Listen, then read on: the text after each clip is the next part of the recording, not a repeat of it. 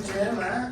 Okay, cool. So yeah, I'm David All, and this is my main man, Rizzle, coming in. Hi, off the plane like a second ago. Very cool, very cool. So yeah, look, we've worked with Rizzle. So I'm David All, I'm the founder, CEO of Founder, and started ChangeDAO, built Change Gallery, Web3, NFT social impact platform. And we're here now, today, on September 11th. And we're in the Captain America room. It's very special. I know that we have a lot of folks in the room who are either currently serving or who have served. And I'd like to acknowledge them and just sort of like a round of applause.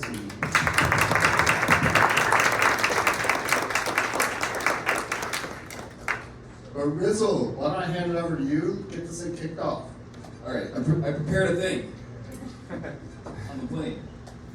Let's see. One second here. Find my notes.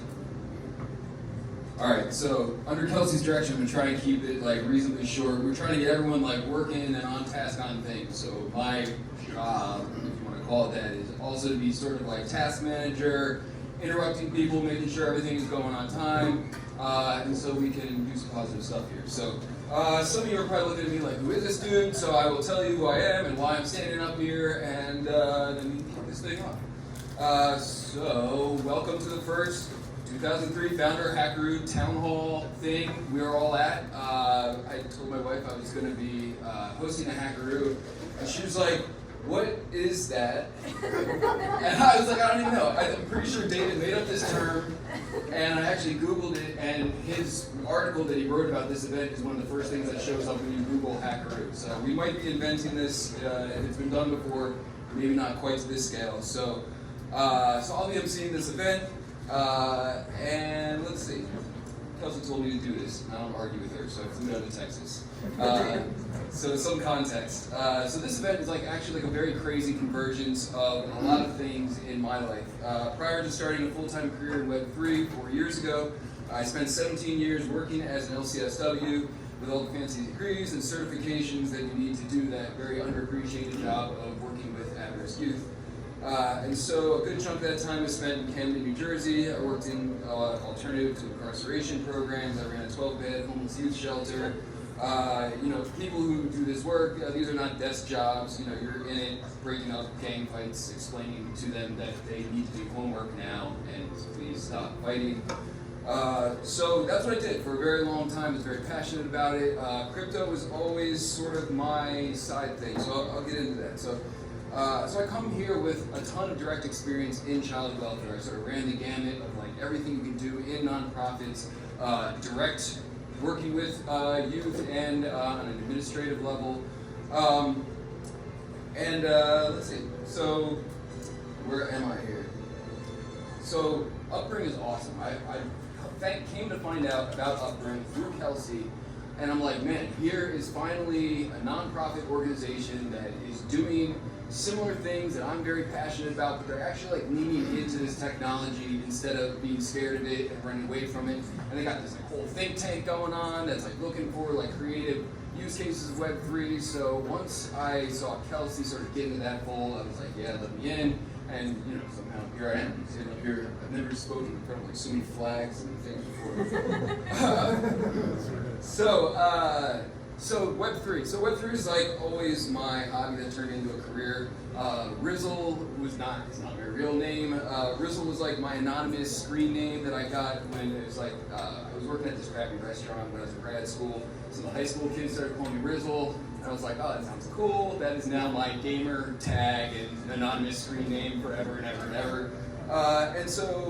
Anonymous Rizzle got obsessed with crypto and dove into every weird project that you could imagine. Started in 2012, I just got obsessed with Bitcoin and alternative cryptocurrencies and just the implications of the decentralized technology and everything. So I was always involved in crypto. 4 years ago, I had built enough of a reputation for myself and decided to go full-time Web3. And since then, I've had so many tremendous opportunities. I've worked with some of the most brilliant people in the industry. I've founded several projects and companies of my own.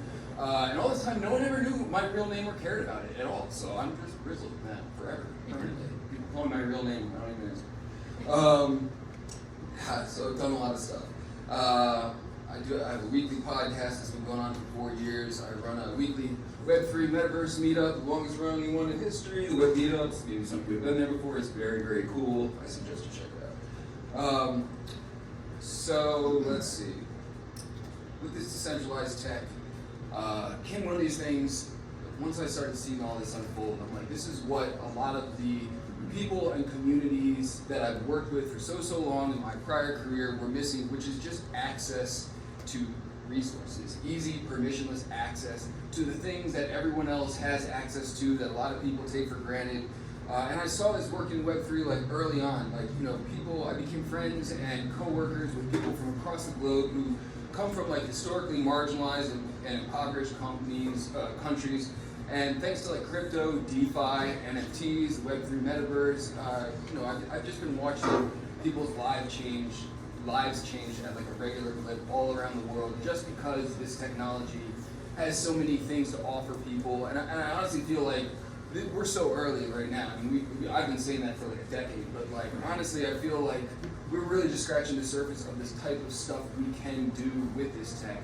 And there's not a lot of stuff going on like this where you got a whole bunch of people come together to try and do something positive with it. Usually you get like these groups of people pushing some junk out, and then everybody, you know, reads the news and everyone hates us. And so, you know, this is good stuff that will hopefully spread a wider message. Yes, tech is incredible. Blah blah blah. So I'm trying to keep it tight, right? Honestly though, it drives me crazy. Everything that's in the news is what? It's like junk coins, meme coins, scams, FBX. Yo, everybody, we all knew FBX was a scam from the start, right? Everybody in the industry was like, oh my god, this dude, again, you gotta be kidding me. And all the greatest minds, all the greatest innovations, all the awesome stuff going on that I see on like a daily basis, I feel like is just, you know, swept under the rug. That was a crypto joke. Right. There's like a double entendre there. You'll get it later. So I'm very stoked to be here and welcome everybody here and be given the opportunity to partake in this event that honestly is like this weird convergence of like all these life things that I've been involved with. So I'll be emceeing today. You just walked in. I think I'm also the metaverse subject matter expert, but I might not have got my slide in time to mark. Sorry about that. But you just, you know, ask me for something. I don't know. We're gonna have a lot of fun. Now is the part where I'm supposed to tell you where the bathrooms are. There's one. There's another. There's food over there. I'll be wandering around if you have any questions. Kelsey will be also keeping me in line, and we're going to do some fun stuff. So I'm going to pass the mic to Kelsey, who's going to make sure we thank all the important people who need to be thanked. Hello, everyone. Hi. My name is Kelsey Driscoll. I run innovation at UpBring, which is the largest child placing agency here in Texas. We serve 13,000 kids a year, up to 30,000 people. And we do everything from foster care to offices of refugee resettlement for those children who come over the border unaccompanied. We have education programs, we have residential treatment centers. I want to bring your attention to the stickers that are all around. Some are ATX'd out, and I'm going to pass the mic to Mason soon so he can introduce ATX'd out. But there are two stickers on your table. One, it looks like a tie-dye outline. It's a circle with a child in the middle of it. That was done by Brian Brinkman. The QR code takes you to our Crypto Endowment Fund for Better Childhoods if anyone has moved today to donate. And then the other sticker is a girl with sunglasses. And that piece of art was actually made by a child in our care during art therapy. So those are here for you to take. As I said, the QR code goes to our first of its kind, Crypto Endowment Fund for Better Childhoods. And we hope that you participate. With that said, I would love to introduce Mason from ATXDAO, and he is a core partner. ATXDAO is a core partner today, as well as Texas Blockchain Council. So I'm going to pass the mic. He can give you a little overview of what ATXDAO does. Woo! Thank you, Kelsey. All right, quick question. Who is visiting from out of town? Welcome to our city. Okay, I am Mason. I am the co-founder of HXDAO. HXDAO is the face of crypto in Austin. We are a city DAO and we focus on 3 different things. One of them is building community, one of them is supporting local artists and projects, and then the other is working with the government. We work closely with Lee and the Texas Blockchain Council, and we just have a lot of fun in general. So thanks all for coming out. Thank you for Capital Factory for hosting us. Truly a very important institution in Austin, and thanks David and Kelsey for putting this on. Just a quick shout out about the real goal of HXDAO, and I'm someone that's born and raised in Austin, right? So I've seen this place completely change. I've seen a lot of the things that I thought would never leave. A lot of places I went to as a child shut down. See a lot of artists not able to make it.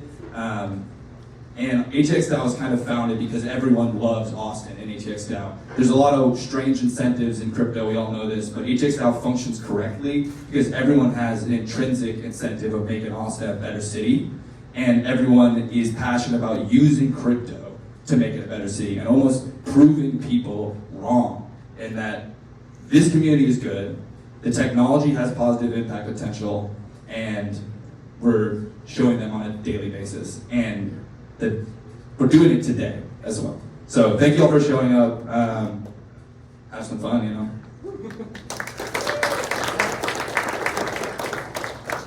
Guys, hey Lee, you want to come up?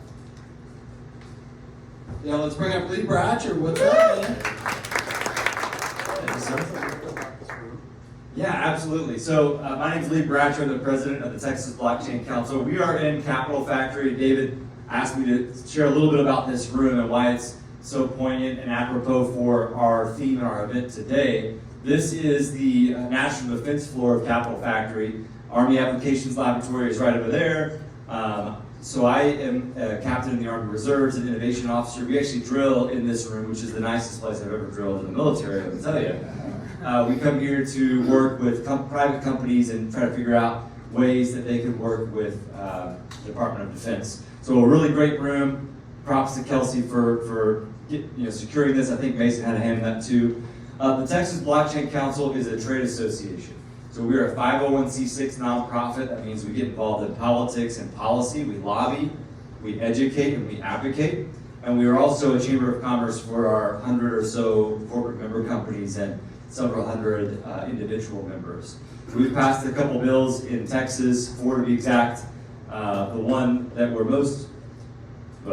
not most proud of anything, we're proud of all of them. The last 2 from the last session that just got passed went into effect about a week ago on September 1st, so a little over a week ago. One of those was a proof of reserves bill. So any exchange that's doing business in Texas, in order to keep their money transmission license, they have to provide a quarterly attestation to the Texas Department of Banking about their liabilities and reserves, and they have to do an annual proof of reserves attestation with a third party. And so it's not a perfect real-time proof of reserves audit. We're getting there. It's not a panacea, but it is a step in the right direction to bring more clarity to some of the issues that Rizzo talked about at the get-go. The TBC is putting a new initiative at the forefront. One of our board members here, Michael Llewellyn from Open Zeppelin, has been trying to get me to do this for years. We are getting more Web3 focused, right? So we have been a little bit more traditional in our scope, and so we are pivoting and becoming a little bit more Web3 focused. And our annual summit, what was before the Texas Blockchain Summit, and we're rebranding it the North American Blockchain Summit, has typically been here in Austin. We're actually moving it up to DFW, the Fort Worth Convention Center. We've got a lot of support from the city of Fort Worth, from the mayor, and so as a result, we're moving that event up there. Should be a great event. We've already got 30 sponsors. We're shooting for 50. Should be about 1,000 people. Anywhere from metaverse to tokenization of real world assets to programmable blockchains to Bitcoin mining to traditional finance, bankers, lawyers. We're trying to bring them all together for a 3-day summit that will have a pretty heavy policy lean to it, but also a lot of builders there as well. So I appreciate the opportunity to be here to partner with all these great organizations and to share a little bit about the Texas Blockchain Council. So I'm going to pass the mic, I think, to David. Is that right? Yeah, that's fine. Thank you so much. Thanks so much. Just so you guys know, you can grab our field guide. So everything that you're going to see on the screens, everyone's bio, stuff like that is available to you. Just go to Linktree, Hackeroo, or just scan this QR code, and you can pull up this orientation deck, for example. I have like 3 things in my hands. I can click. You want me to click? Yeah. I can click. That's great. Perfect. All right, so first off, we're going to run through and thank a few of our event donors, and this actually isn't even the whole list. I mean, up until like 5 minutes ago, people are still like giving to make this event happen, and we truly appreciate that. So Kelsey's going to talk about this on the next slide, but this is like a really exciting moment for us to start thinking about Web3, social impact, how a community can come together, the talented folks in the room can come together, put together some ideas, but then those ideas don't just die, nor are the people in the room responsible for making those come to life. But in fact, UpBring Innovation Labs can help steward those and make those happen. And Founder can carry this story, everything that happens in here, to decision makers throughout the United States, which of course helps shift the narrative of Web3. There we go. Huge thanks to Crypto Mommy who's in the room, cryptomommy.com. Thank you so much. Very first sponsor to step up and make this happen. Ensure that we're able to provide food, beer, drinks, everything that costs money, the photography, everything else to make this event happen. So thank you so much. And also check out buildtomorrow.io. They couldn't be here with us today from what they're going to come later. But a huge thank you to the buildtomorrow.io team. Check them out. Kind of this agency helping people bring their ideas to life around Web3, making an impact, and an incredible team. All right, and of course to all the peeps, every single person, this is like what it takes to pull an event like this together. It takes a lot of incredible, extraordinary people. Huge shout out to the founder team, Kelsey, of course, who was organizing this event probably 8 weeks ago when we were still organizing our launch event in New York City. Kelsey was like, I got Texas Blockchain Council and ATX down. It's like that's a home run for any Austin event. So thanks to those two for stepping up and joining us. And their teams as well have been extraordinary. And then also Mark Carraway. Mark, big shout out to you. He's running around. Oh, there he is. Hey, Mark.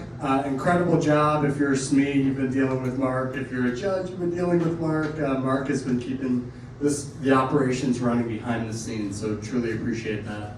And also Ren. Is Ren? There's Ren, incredible. So huge shout out to Ren. Stepped forward in the past couple of days and made everything that I started to create look actually wonderful and designed beautifully. So thank you so much. Looks absolutely stunning. Kelsey, you want to talk about this? Sure. So I mentioned this in the beginning a bit. We're doing a give today, and we had 2 donations already come in. So if you give today, hopefully we can get that $1,000 match from a couple of our sponsors. Just a little bit about the Crypto Endowment Fund for Better Childhoods. UpBring dove into crypto about 2.5 years ago now, and we did it the very low-hanging fruit way, how do we accept crypto donations? It was when we were really starting to explore. And what we realized was that it's great to get crypto donations, but they send it to you in USD, and we're not really actively participating in the Web3 ecosystem as a real player that way. And so we decided, well, how do we hold our crypto so that we can reinforce the system and then use it later if we want to? And so we started a first of its kind crypto endowment fund for better childhoods. And you'll have QR codes all around on your tables.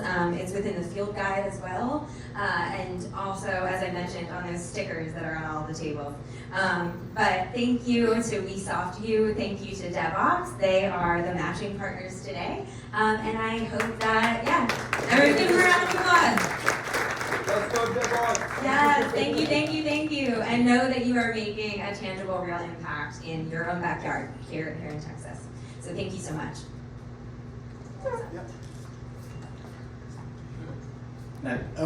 Just one, yeah. Oh, go ahead. You made the Venn diagram. Yeah. So we already talked about the Rizzle, but let me just point out that Rizzle stepped forward as the first NFT non-artist to create this extraordinary artwork for our launch event in New York City and sold it as an NFT. And actually, we closed it a little bit too early, but it sold out. And we met our goals fundraising. And it was like the first grassroots fundraiser we had nothing to do with. And like from that point on, just like Rizzle, thank you so much, man. And for me to see this art, I mean, you know, I'm a descendant of the Revolutionary War twice over. And like seeing this kind of stuff kind of takes me to that, kind of connects me to my own roots, which I think is the power of art. And it's special, right, to be in this, and where we are today. So, all right, thank you. All right, on to Founder. So this is perhaps the most exciting movement that I've ever been a part of, let alone started with some extraordinary people in the room. And what Founder is focused on doing is reshaping the narrative of Web3, decentralization, and blockchain technology in the United States of America.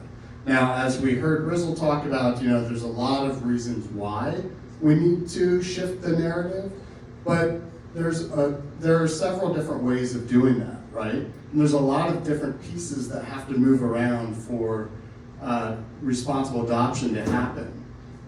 Part of that comes from the communications world. And so my background is a speechwriter in the US Senate, jumped over to the US House of Representatives and worked for sort of a protege of Newt Gingrich. And he was responsible for communication.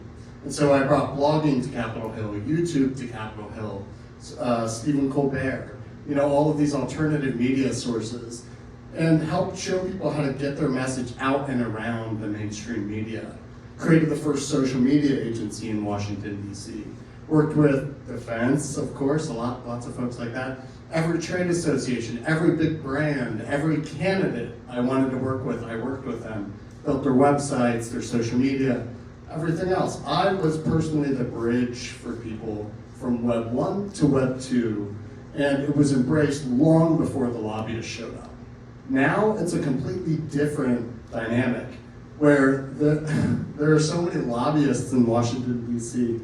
focusing on something called crypto, and literally no one knows what that is. And so there's like, as much possible, it's like taking a magnifying glass and like putting it on a few staffers in a few committees, instead of focusing on what we're doing, which is just the broader culture, the broader fabric of Washington, D.C., and starting to move things around, getting people to start talking, creating events like this, where people can come and learn and have a safe space, creating positive stories like your own, like some of the stories we're going to hear tonight in the town hall, like Mike Fuke, who told his story at our launch event in New York City. U.S. Army officer, still, serves in the reserves, correct? And Harvard Business School graduate, congratulations. And Web3 entrepreneur, and now a subject matter expert here with us today. This is the face of Web3, right? You take that story to Washington, D.C., everyone will listen. And so thank you all for being here. We believe your story matters as well. All right, so on to the Hackeroo. Have fun, learn something new, give back. I created the Hackeroo out of this idea of using hackathons. Raise your hand if you've been a part of a hackathon. All right, so most folks have been, which is great. So hackathons, the goal is to create a product or some sort of startup or something like that. Typically the goal from the organizer's perspective is to get you to use their technology, right? Something new that they're creating, an API, or something that they want to bring utilization to. Well, this is a little bit different. We want you to have fun, okay? This is a fun event. It's only a few hours. This is not a thon. This is a sprint, right? This is a little leap, you know, like a kangaroo. And so Don't overthink this. Just have fun. Do something new. If you've been in NFTs forever, jump over to mining. Just try to come up with something really fun, really creative, because you're going to be giving back. You know, and what you're giving back is your ideas. You're putting in your time right now. We're not asking for your talent, or sorry, for your treasure, unless you want to support the project, but this is a free event. We want you to come up with extraordinary ideas, and you're going to pitch those in a pitch deck competition to a group of 9 extraordinary judges who may have never heard of Web3 capabilities before, but they're going to listen to your ideas in the context of solving real world problems and improving the lives of children here in Texas and for all of America. And that's what Web3 is capable of doing. You all know that. So for the next couple of hours, I just want you to zone into this space of going back to thinking about what you care about in the world. I bet many of you have never had the opportunity to step forward with who you are, with bringing everything you have to the table, with your creative skills, right? Your extraordinary brilliance, your ability to see systems and connect the dots very rapidly and quickly. I know who you are. You are the entrepreneurs, you are the builders, you are the innovators of this movement, of this era, of this next stage of the internet. And so what I want you to do is to spend the next couple of hours here, and this is what it's going to look like. You guys are going to form your own teams. You're going to first learn about the problem. You're going to hear from some awesome subject matter experts about 18 different capabilities. This is a huge new stack of technology, and Mark found folks to tell you that story. So you get to learn about something totally new. And then you get to form teams around the problems you want to solve. UpBring has identified 3 problems worthy of being solved. Worthy of being solved. And human-centered design thinking wrapped around it. Problems, here's the problem statements. And then you get to develop your solutions. We've created a pitch deck template, so you can just use that, come up with a name, solution, whatever, create your own, whatever you want to do. You've got that much time. We've got a bunch of mentors in the room. I'm going to be floating. Kelsey will be floating. We're all here to help. Try something new. If you've never been the person that pitches, step forward and say, today I'm going to pitch this idea. You know, and stand your ground. And we've all got your back. You know, we are rooting for you to win. And then there's going to be a pitch presentation around 4:30. Now, typically that's where the stuff ends, right? You probably get a bag full of awards and stuff that you never use. I ran the San Francisco Marathon, never cared about the badge. I have tons of political awards, threw them all away. You know, for me, it's something different. Why did you show up today? Why did you walk through the room? That's what is on display here. But here's the promise. UpBring has already promised to steward your ideas forward. So whatever you create here, I mean, of course you can take it with you and build it, keep going, but you can also allow UpBring to take that into their innovation lab. So they're going to start filling up their idea coffer with ideas that they can start taking to the next Hackeroo, for example, or take to funders to help bring your ideas to life with actual funding and everything else behind it. So the bookends of this thing are what matters. You get to walk through that door and participate. That's your privilege.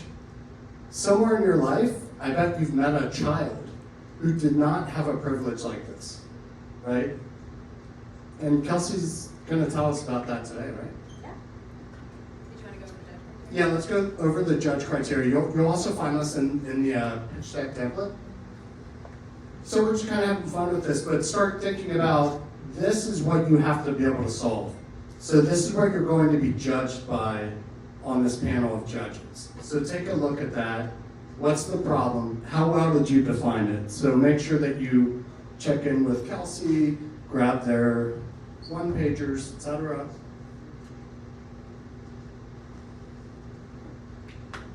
go. Let's do one more. Okay. Okay. All right, so you've seen a lot of me. I've talked about UpBring already, kind of the scope of what we do. You can see our mission is to break the cycle of child abuse. And the Innovation Lab sits under the larger nonprofit, and our goal is to go upstream, use private sector methodologies, lean, agile, human-centered design. You are all probably pretty familiar with those. And solve the persistent issues in child welfare that need breakthrough solutions, systemic change. Not reactive, a child is removed from their home and needs direct service. We do that too. That's the 13,000 children we serve a year. But the Innovation Lab is really dedicated to how do we push this sector forward? Because it's ripe for disruption and innovation, and that's what the next generation really deserves.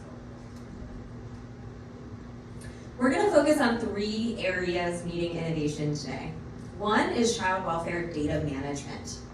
2 is transitional age foster youth. And 3 is financial sustainability. Could you go to the next slide?